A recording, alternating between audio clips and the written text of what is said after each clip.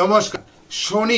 শনিদেব যদি লগ্নে থাকে তাহলে সেই ব্যক্তি খুব অলস হয়ে থাকে।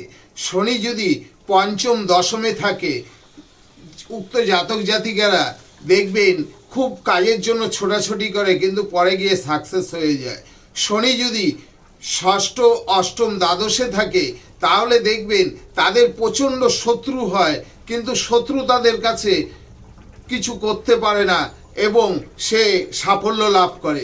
শনি যদি সপ্তমে অবস্থান করে থাকে সেই জাতক জাতিকার দাম্পত্য জীবনে সুখ থাকে না, এমনকি ডিভোর্স হতে পারে। তাই এই শনির এই কুপ্রভাব থেকে মুক্তি পেতে আপনাদের একটি সাজেশন আমি দিচ্ছি, যেটা নাকি করলে আপনি ভালো থাকবেন। কোনো ভিখারি কিংবা কোনো গরিব মানুষকে আপনি একটি কর্মসংস্থান করে দিন, কিংবা তার লাইফটি সেটেল করে দিন, কিংবা তাকে কোনো রকম সাহায্য করুন। দেখবেন